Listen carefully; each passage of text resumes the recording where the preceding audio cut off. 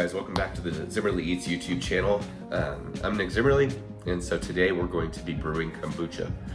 Now to brew kombucha, you're going to need a kombucha starter at SCOBY, which can easily be found online, all over online, Amazon, eBay, Craigslist, all over. So, but if you can find me at Nick Zimmerly on Facebook or Instagram, social media, and if you find me and message me, I'd be more than willing to ship you a SCOBY, just pay for shipping.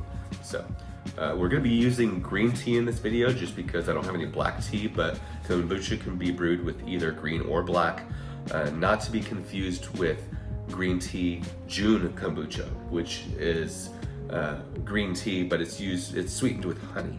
This will be using sugar, like a traditional kombucha, and you can use a number of different sugars, but just to be clear, this is kombucha and not June. And so we'll make another video on how to brew June, which is known as the champagne of kombucha. So anyway, enough of me babbling, let's get to it.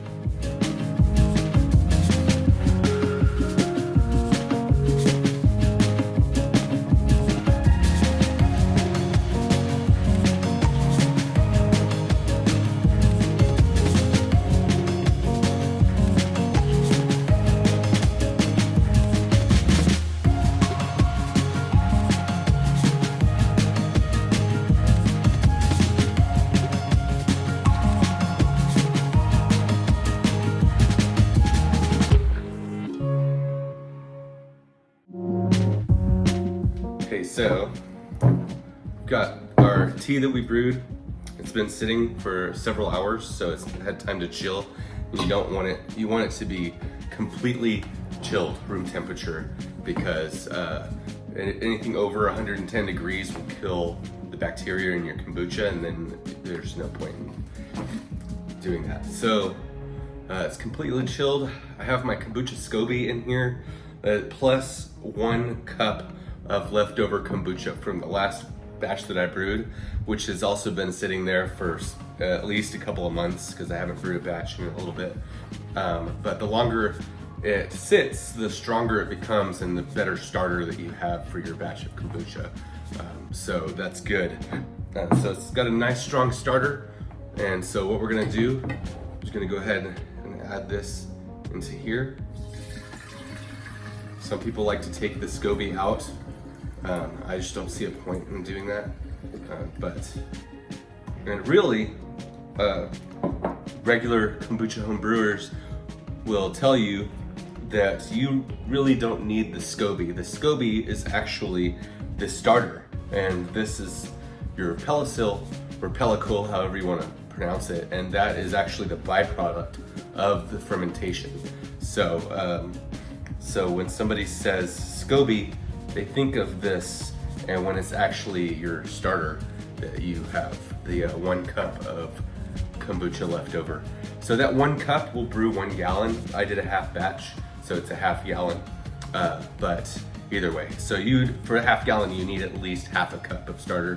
1 cup is just even better. So we're gonna let this, I've got a coffee filter. You could use a cloth, cheesecloth, whatever, and I'm gonna cover this so no flies or anything get into it, and it needs oxygen to breathe.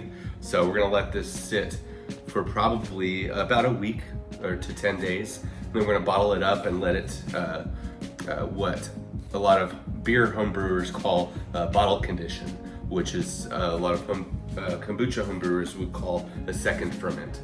So let's let this set for 7 to 10 days. There's a sweet spot, and it just depends on how vinegary you want it to taste, and so we'll check on it in about a week.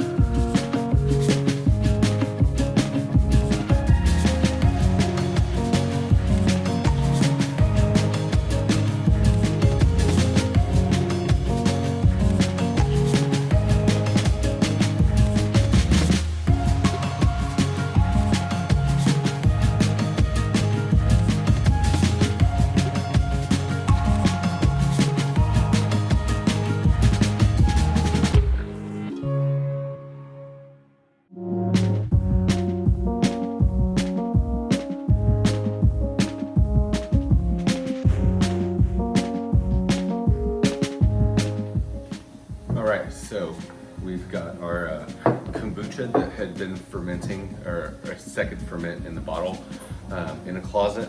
It's pretty warm where I'm at. The warmer the better. But this was capped, put into a closet for about 5 days to a week or so, depending on whether you're using fresh fruit. I'm using preserves that I make.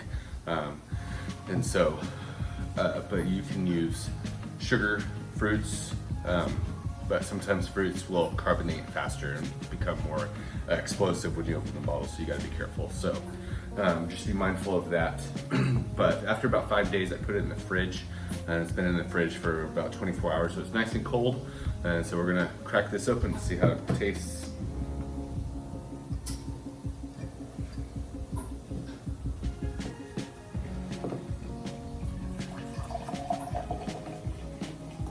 It's nice and fizzy. Looks delicious. This is prickly pear, and so I've done this one several times and I like it. So it's got some nice foam on it.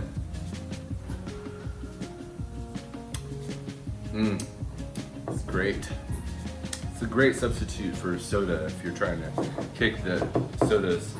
But that came out fantastic. Nice and fizzy, not too strong. And the longer you let it brew before bottling, the more vinegary it gets. So you can kind of, like this said, there's a sweet spot, so you can kind of gauge that. So this came out right in that sweet spot. Super refreshing, super delicious, tons of probiotics, very good for you. So if you like this, try it out. I encourage you to start brewing for yourself. It's very rewarding. Like I said, it's a great substitute for sodas. If you drink a lot of sodas, that's obviously not healthy, and this is a lot healthier. So give the video a like, subscribe to the channel, and leave a comment, and thank you for watching.